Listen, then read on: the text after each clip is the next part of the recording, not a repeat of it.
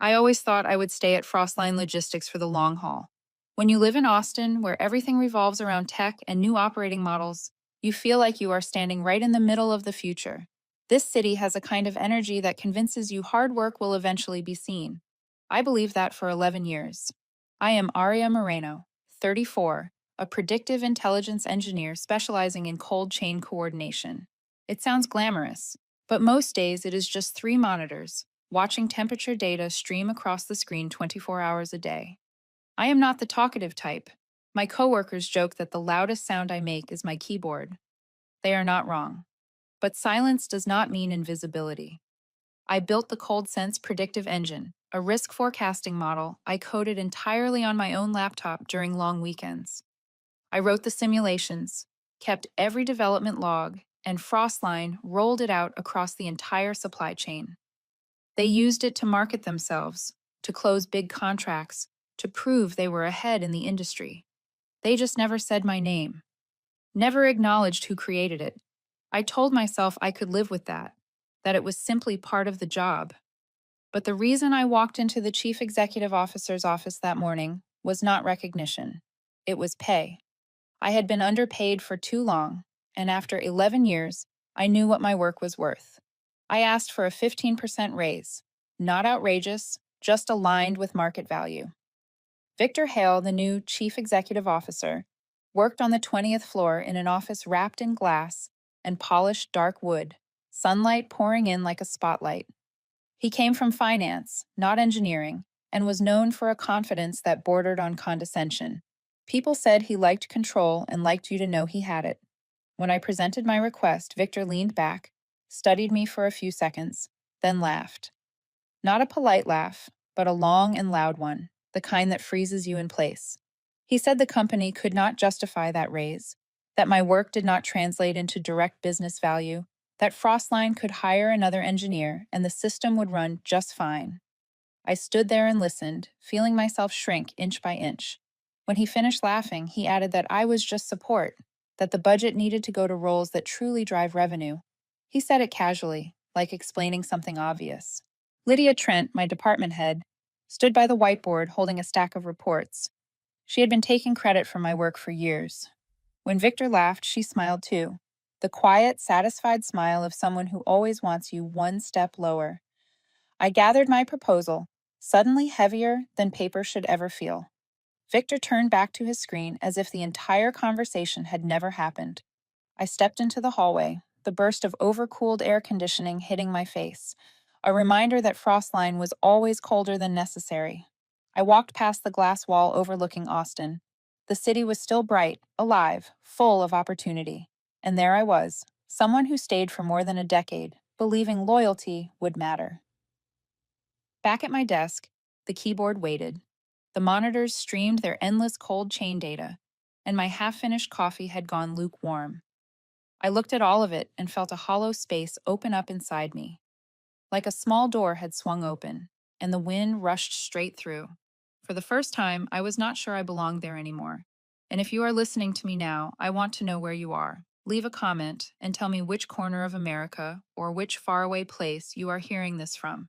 Stories about reclaiming your worth travel farther than we think.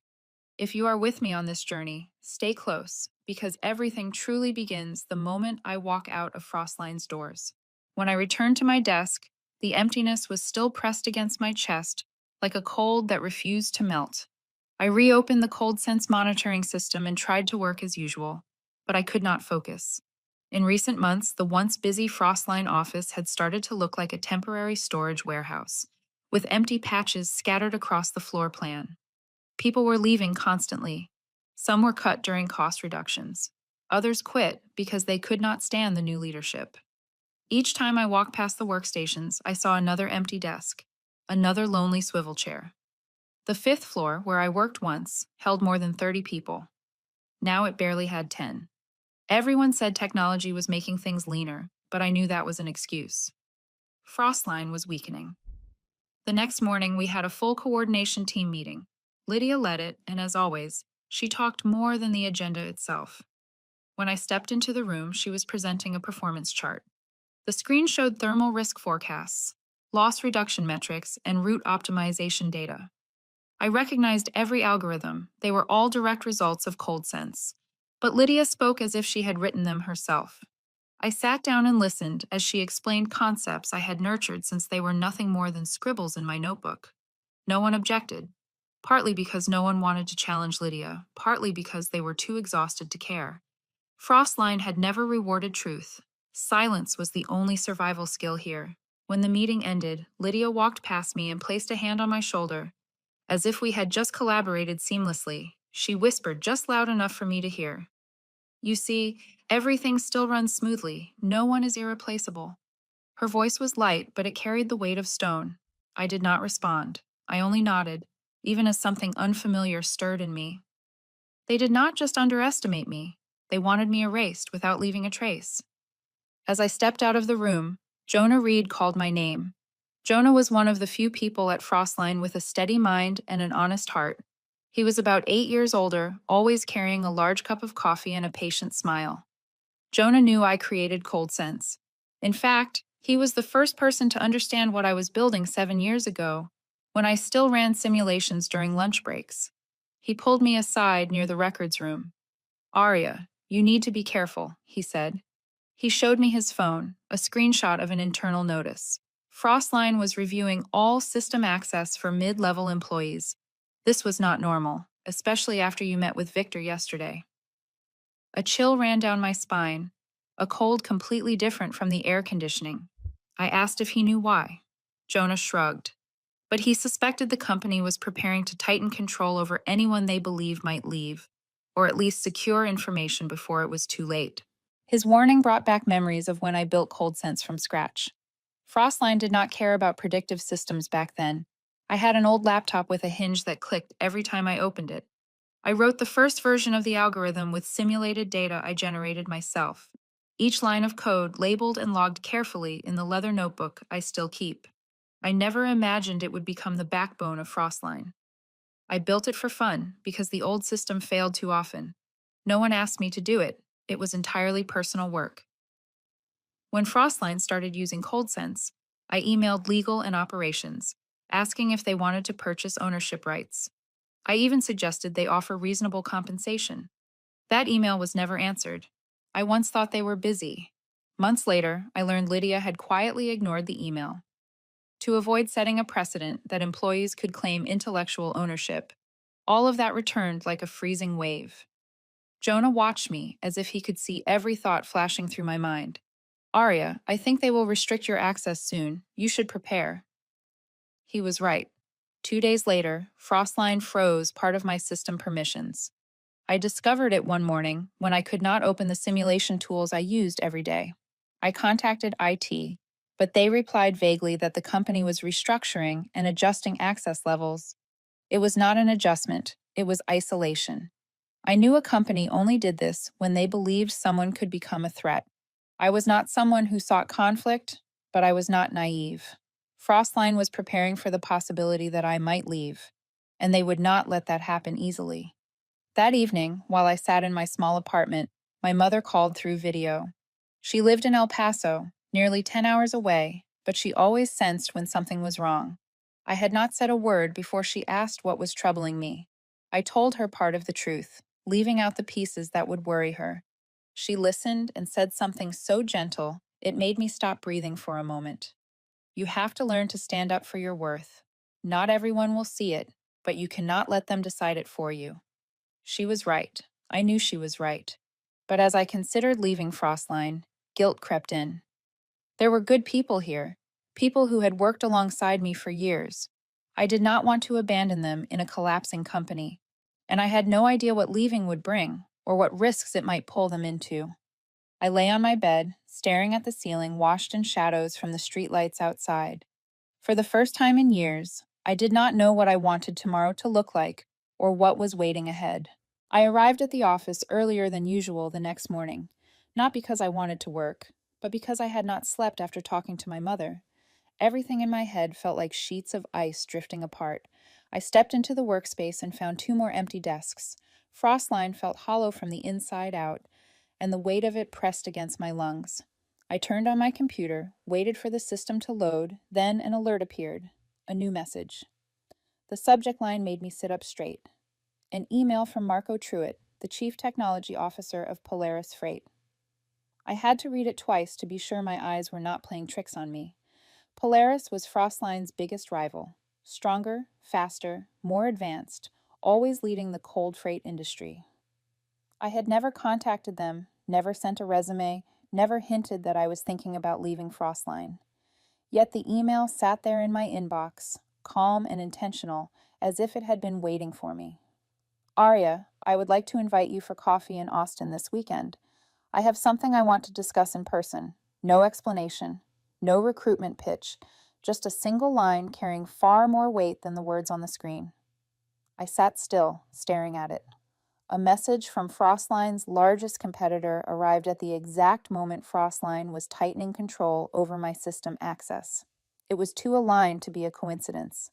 I replied briefly, only 2 sentences. I agreed to meet and suggested a cafe near Lady Bird Lake, bright and open, with wooden tables, sunlight everywhere.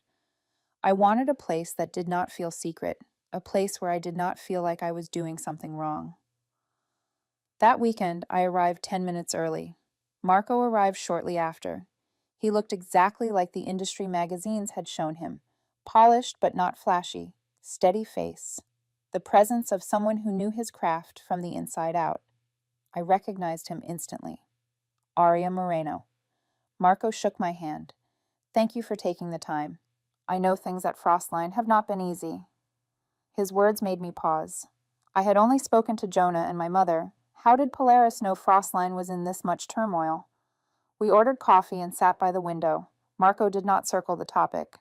I have been watching ColdSense for years. That technology did not come from Frostline. He said it while looking directly at me. No one in their leadership understands how it works. I am certain of one thing. Only one person built it. My fingers tightened around the cup. Pride and fear collided inside me. I had never wanted ColdSense to be dissected until all its origins were exposed. Marco continued, You are the mind of this industry, Arya. Do you know that? I did not know how to answer. It had been years since anyone spoke about my work with real respect. At Frostline, people only said the system ran well, never why. Here, a man I had known only through reputation was telling me I was shaping the future of cold logistics. Marco placed a thin folder on the table. Inside was a formal offer. Vice President of Technology. A salary far beyond my current one. Company equity. Full protection of my intellectual property. A dedicated engineering team to build ColdSense 2.0 under my name. And unlike Frostline, everything is spelled out clearly in writing. I flipped through the pages, my hands trembling.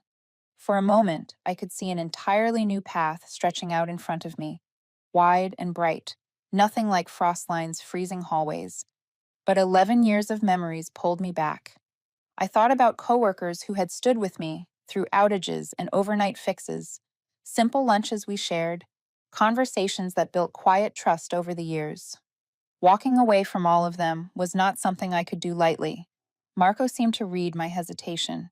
His voice lowered. I am not here to pressure you, but you deserve to work somewhere that sees you. You gave Frostline 11 years. What did they give you in return? I had no answer. The meeting ended, but his words followed me all the way home. I did not turn on the lights.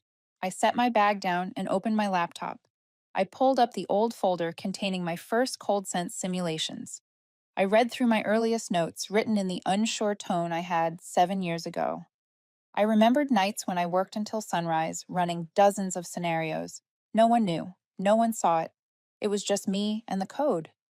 My phone lit up, a message from Jonah. Arya, they are reviewing your entire access history. I do not know why, but be careful. I stared at the message for a long time. Jonah's warnings, my meeting with Marco, Frostline freezing my access, and Victor's laugh. Everything connected into a map I could no longer ignore. I understood then that Frostline would never let me leave quietly, and if I did not protect myself now, they would twist the truth before I even made it to the door. That night, I made a decision, one that would change everything. I would leave Frostline before they could rewrite my story. I spent the entire evening wrestling with my decision. There was no delaying it anymore. The next morning, I printed my resignation, signed it, and walked straight to the 20th floor. A strange feeling rose in me as I stood outside Victor's office. The glass door that once made me tense now felt like the final barrier I needed to cross. Victor was reviewing financial reports when I placed the letter on his desk. He skimmed it fast, closed it, and spoke in a calm voice, so rehearsed it sounded false. Fine. Everyone is replaceable. If you want to leave, then leave. I only nodded. But as I stepped out, I knew that calm tone would not last. Victor never allowed anything he could not control. That afternoon, Jonah stopped by my desk, holding a folder to hide the way he whispered. Arya, the IT team is combing through all your devices. They are reviewing access logs from the last 3 months. I froze. A cold line ran down my spine. Jonah said he overheard it in the engineering bay, and he feared Frostline was trying to pin something on me or lock me in before I walked out the door. Before I could react, Lydia appeared with an overly calm expression. She carried an old file and said Victor had asked her to review every email related to ColdSense. I looked at her, realizing she was the one who had buried my original ownership email years ago. The way she spoke, the way she watched me, made it clear Frostline was hunting for weak spots. The next morning, I received an urgent meeting request titled Final Reconciliation. I knew exactly what that meant. Inside the company, everyone called it the lock-in meeting.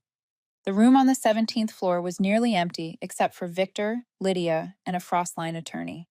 Victor invited me to sit, his voice sweet in a way that made my skin crawl. We want to resolve this peacefully. The attorney slid a stack of papers toward me. I opened it. Frostline wanted to buy ColdSense for $5,000. Just $5,000 for the system that had kept this company afloat for 7 years. My chest tightened as I read the next clause. If I accepted the payment, I would have to agree not to work for any competitor for 2 years. I set the papers down. ColdSense was my personal project. My laptop, my hours, my work. If Frostline wanted ownership, they had 7 years to ask. I refused. Victor leaned forward slightly. Arya, you are making this harder than it needs to be. His voice dropped, each word heavy with warning. Lydia stood beside him, silent, calculating. I kept my tone even. If the company wants to enter an intellectual property dispute, I am prepared to present all my documentation. The meeting ended. Lydia avoided my eyes. Victor spoke one last sentence before I reached the door. Do not let this become the biggest mistake of your career. That afternoon, Jonah came to find me again. He slipped a brown envelope into my hand and told me to open it only after leaving the building. He spoke softly. You will need proof that you offered to transfer ownership. Do not let them rewrite history. I thanked him and tucked it into my bag. I knew he was risking himself by helping me. Jonah had always believed truth mattered more than authority. My last day arrived faster than I expected. During the exit interview, the HR representative handed me another stack of papers, saying these were additional terms required to finalize my departure. When I read them carefully, I realized none of the clauses existed in my original contract. They tried to slip in vague language about intellectual property that could be used against me later. I placed the pen on the table. I am not signing terms that are not part of the original agreement. She frowned, but could not force me. She collected the papers with irritation and ended the meeting with a quick checklist of formalities. I carried my belongings out of the building a little after 5 in the afternoon. The last light of the day washed the frostline windows in a soft gold that made the place look gentler than it deserved. I stood there for a moment, letting my breath settle. For years, most of my life had been tied to this company. Every step from the parking lot to my desk had carried loyalty and responsibility. But now, everything had shifted into a new chapter. I did not feel victorious. I did not feel triumphant. What spread through me was relief mixed with pain. Like cutting away something that had been attached to me so long, it almost felt like a part of my body. I turned and walked toward my car. I did not look back. When my hand touched the car door, I opened the envelope Jonah had given me. Inside was a printed copy of the original email I sent years ago asking whether Frostline wanted to purchase the ColdSense rights. It had a timestamp and the full content. The only thing Frostline had not done in 7 years was respond. I folded the email and slipped it into my chest of pocket.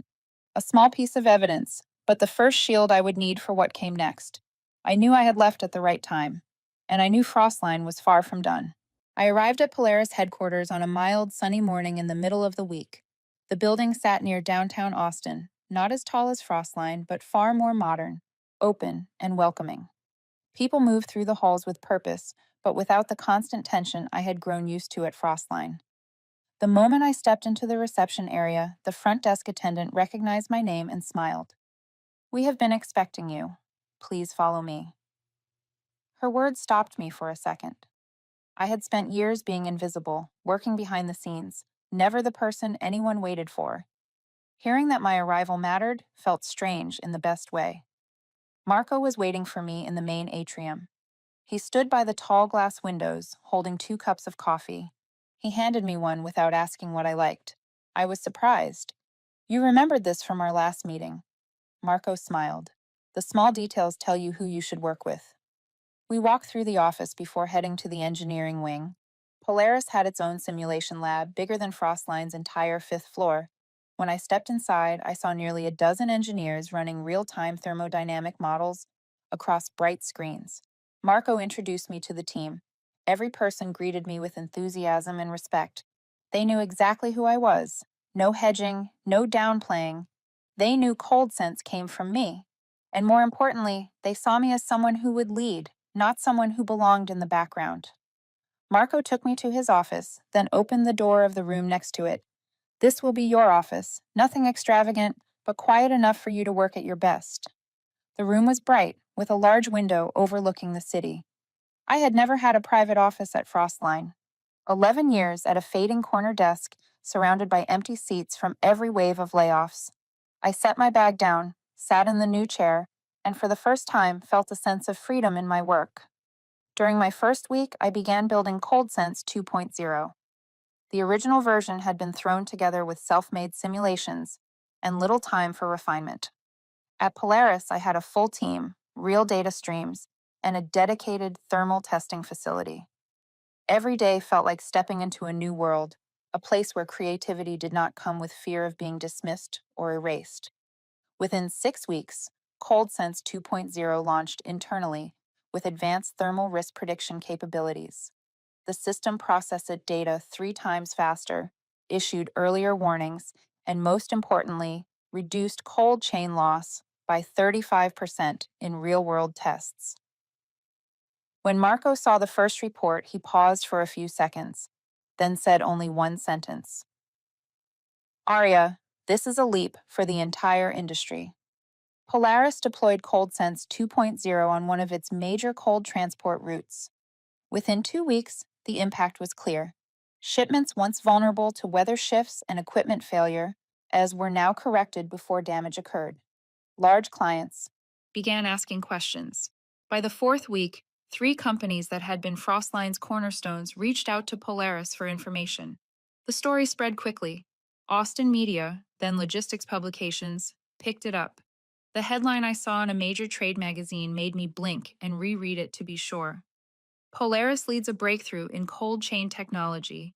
New algorithm ushers in a safer era for frozen transport." No one mentioned Frostline, no comparisons, just a simple truth. Polaris was doing what Frostline could not, and I knew why. Frostline had cut out its own brain. I thought about that as I scrolled through the article, wondering how Frostline was reacting. I did not have to wait long. Jonah was the first to message me. "Error rates are spiking out of control. You are not here to stabilize anything. The old system cannot update itself." In his message, Jonah said Victor had exploded in that morning's meeting. He blamed Lydia, claiming she mishandled the handover after I left. Lydia blamed IT. Both are avoiding responsibility. Frostline had always functioned by spreading blame thin so no one had to carry the full weight. But this time, what they lacked most was capability. Jonah added that after observing for a week, he believed the company was slipping into real danger. Morale was collapsing. People who once believed Frostline still had a direction were now looking elsewhere. Meanwhile, I was preparing for something significant. The National Cold Logistics Conference in Denver, where ColdSense 2.0 had been selected as a keynote presentation. Marco wanted me on stage to present the technology I had spent 7 years shaping. I remembered the moment I stepped onto the stage. Hundreds of industry leaders stared up at me. The lights shone on my face. No Victor, no Lydia, no one standing in front of my work to claim the credit. For the first time, I stood exactly where I should have been all along. I spoke about ColdSense 2.0, how its predictive architecture reshaped the way cold logistics operated. I spoke about reducing losses and strengthening quality control. And as I stood there, I realized Frostline had left itself behind. Not because I had walked away, but because they had never wanted to understand the value of what they had. When I stepped off stage, Marco was waiting with a proud look. But another message arrived from Jonah. Just 4 words. Victor has lost control. I understood instantly. It was not the warning of a fight. It was the warning of a collapse built from arrogance and neglect. Jonah's message about Victor losing control did not surprise me. I had known that moment would come, just not this quickly. What I did not expect was how reckless Victor was about to become. 3 days after the Denver conference, the moment I stepped into Polaris, Marco called me into a private meeting. His posture was more severe than usual. He placed his phone on the table and turned the screen toward me. They sent a threat to sue. Marco spoke plainly. The sender was Frostline Holdings, but the tone was unmistakably Victor's. They accused me of stealing intellectual property, of taking the ColdSense algorithm when I left. And that was not all. The attachment included a list of damage claims so exaggerated that it was almost laughable. I was not afraid, but anger rose in me as I read each line. ColdSense was my personal project. Every development record was written in my notebooks. Frostline never bought the rights, never compensated me fairly, never cared. Yet now they wanted to publicly rewrite the story and paint me as a thief. Marco continued, calm but cold, and that is only the beginning. He opened his laptop and pulled up a news article posted just hours earlier, a large headline. Internal source claims Polaris hired an engineer who stole proprietary algorithm. Beneath it was a photo of me at the conference, followed by dozens of comments from suspicious accounts accusing me of taking Frostline's technology. My throat went dry. This was far beyond a legal dispute. This was a coordinated media attack, a deliberate campaign. Marco looked at me. He had predicted Victor would resort to this. Frostline was losing clients. They needed a narrative to save face. The easiest way was to make me the reason for all their failures. But Victor was not done. 2 days later, Polaris operations reported multiple delayed shipments. Several suppliers who worked with both Frostline and Polaris suddenly altered their schedules without warning.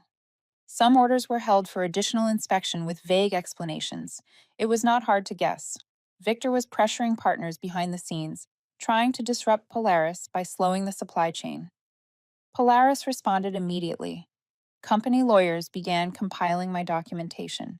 I submitted every ColdSense development log, Jonah's original email copy, my notes, and the simulation files from 7 years earlier. Everything was clear. I knew Frostline had no legal foundation, but that did not matter. They did not need truth, they only needed noise. The hearing took place nearly 3 weeks later at the Austin courthouse. That morning, I sat in a small conference room with Polaris's legal team, taking a few steady breaths to ground myself. I was not afraid of facing Victor or his attorneys. What I feared was how the story might affect the good people still at Frostline, the ones who had done nothing wrong. When I entered the courtroom, Victor was already seated at the opposite table with a lawyer and Lydia. Lydia avoided my gaze, tension visible across her face. I wondered if she was thinking about the email she hid or the times she took credit for my work. Frostline's attorney began by portraying me as a mid-level employee who abused her position to steal key technology. He spoke as if I were the sole cause of Frostline's collapse, as if everything would have been perfect had I never left. I listened, feeling as though I was watching a distorted version of my own life. When it was Polaris's turn, our lawyer presented every ColdSense development note written in my hand, along with simulation logs from my personal laptop. But the document that shook the room was Jonah's evidence. The original email from 7 years earlier, where I clearly asked whether Frostline wanted to purchase ownership. The timestamp, the content, and the fact that Lydia never forwarded it exposed a fatal crack in Frostline's argument. Lydia lowered her head as the email was projected on the screen. But the hardest blow came from another document, a short email written by Victor himself. Just implement it. We will sort out the acquisition later. The courtroom fell silent. No one spoke. Frostline's legal team had no explanation.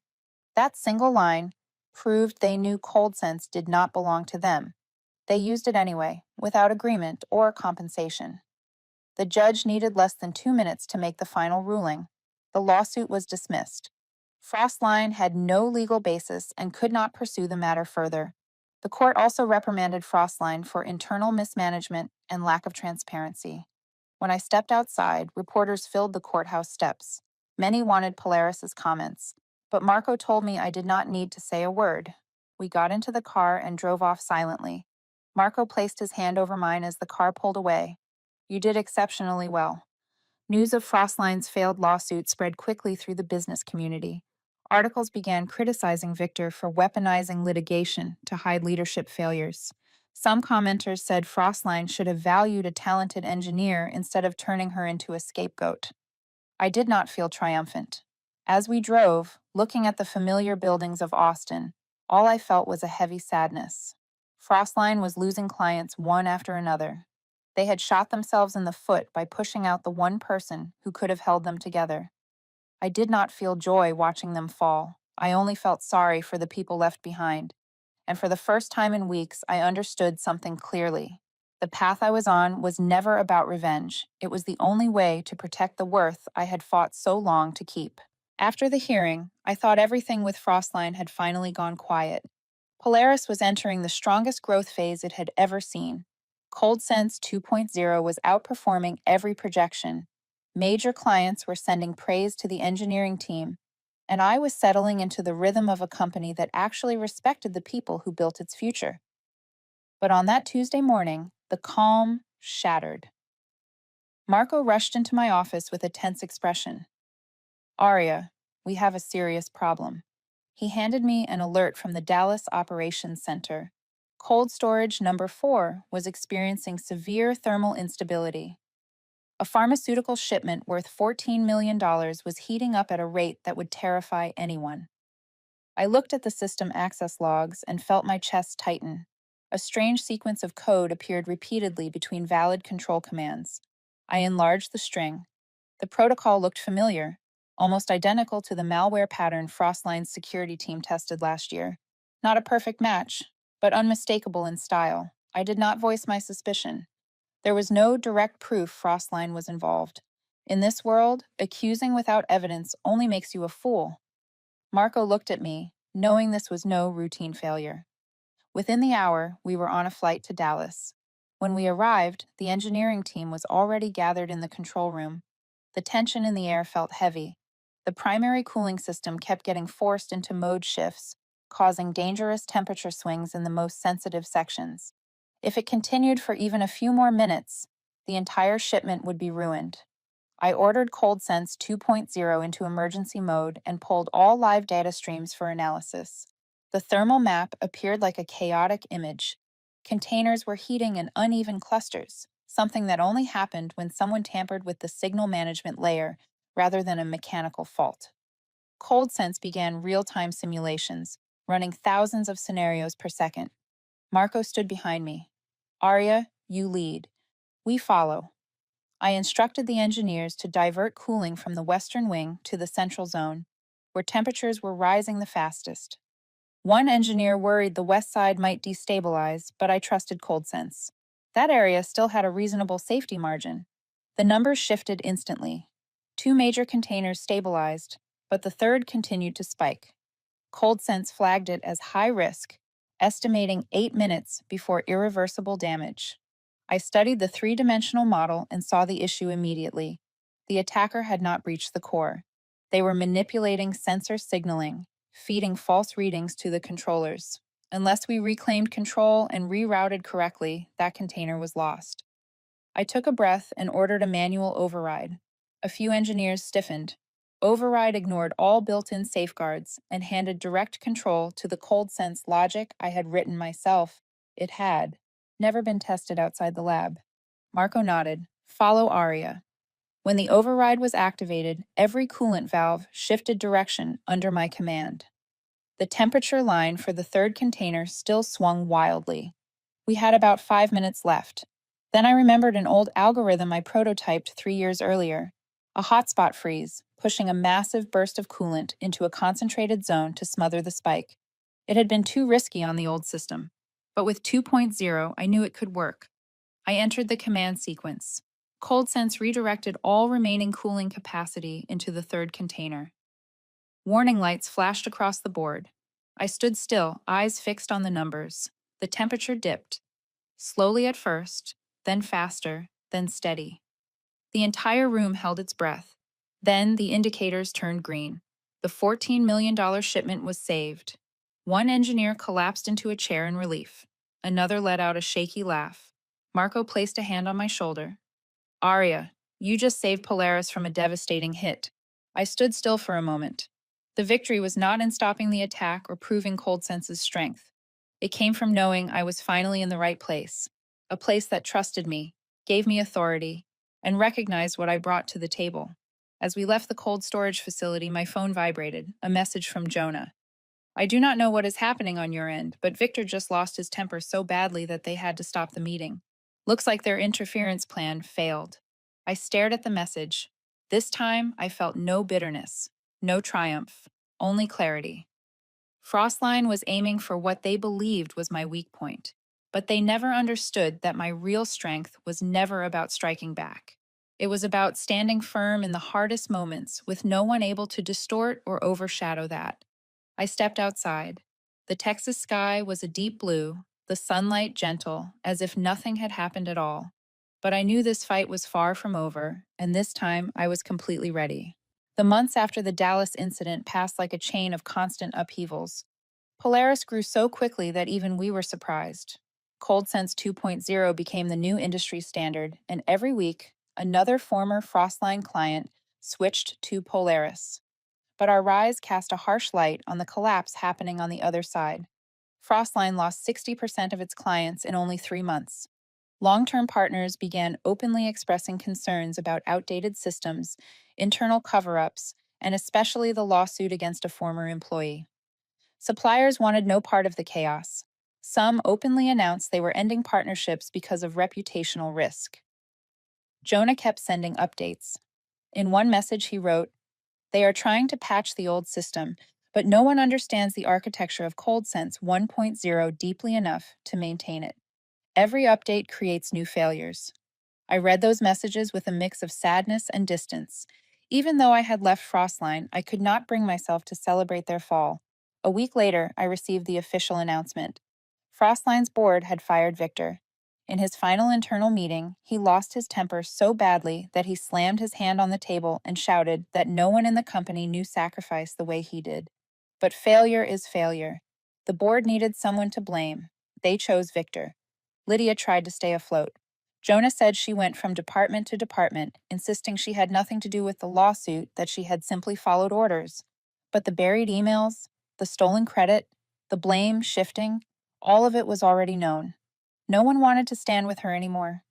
She was forced out 1 week after Victor. Frostline filed for Chapter 11, bankruptcy at the start of the next quarter. The news hit the front pages of several trade journals. But the numbers did not tell the real story. Hundreds of employees lost their jobs, many who had spent more than 15 years there. For them, Frostline was more than a workplace. It was a life. One morning, I received an email from a former Frostline employee. The subject line read, "What responsibility do you have?" I read it over and over. He wrote that his department had been dissolved completely. He said he did not blame me personally, but he could not shake the feeling that my departure had triggered the downfall. Another email arrived the same day. Then a LinkedIn message. Then more. All are carrying the same pain.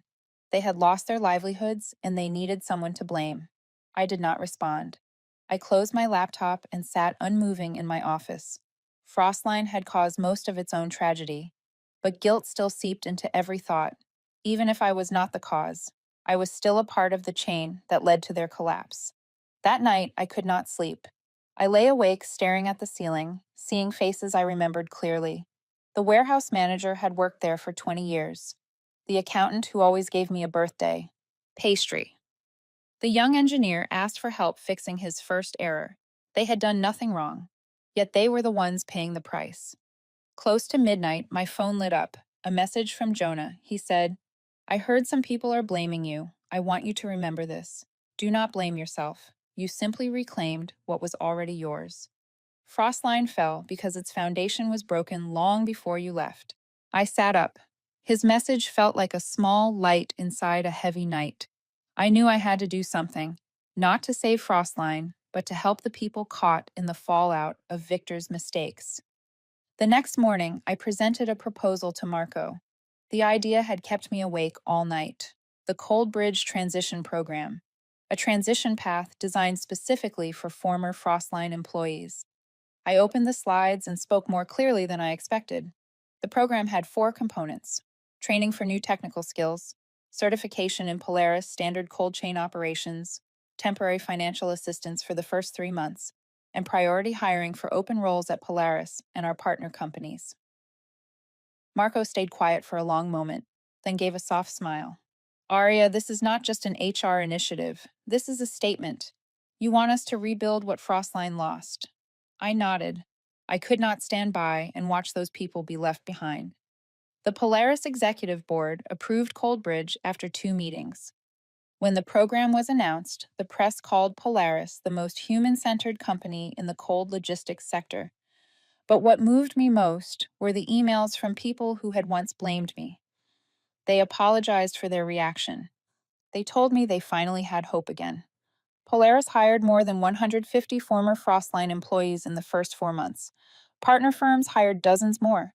People who thought their lives had ended with Frostline were finding new beginnings. Jonah was the last to message me. He wrote, You did what Frostline never could. You saw the people behind the process. I read his message while standing by the window of my office, watching the city under the warm afternoon light. For the first time in months, I felt myself stepping out of Frostline's shadow. Not through victory, but through healing, for myself and for those who walked part of the road with me. Cold sense took me out of Frostline, but kindness kept me from becoming another victor. 1 year passed after Frostline's bankruptcy and the launch of the Cold Bridge program. My life changed in ways I never imagined.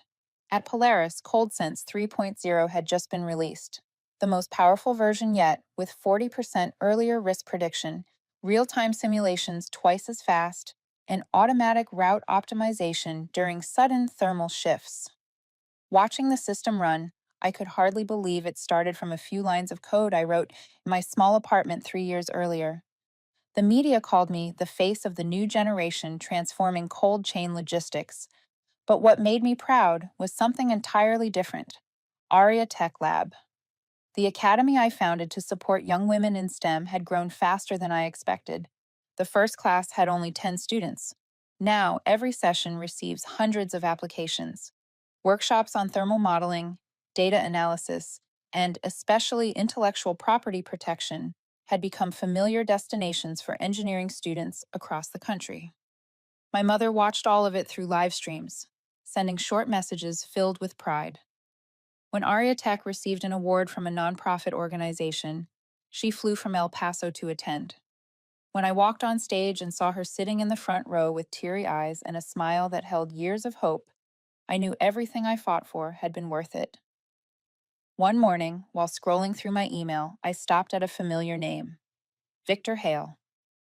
I opened the message, feeling time rewind. He apologized for underestimating me, for dismissing my proposals, for letting Frostline spiral into disaster. He wrote that he finally understood what real value meant. I read the email 3 times, then closed it. I did not reply. There was nothing left between us to say. Jonah had stepped into a new chapter of his own. After proving his integrity and capability, he was promoted to a senior management role at Polaris.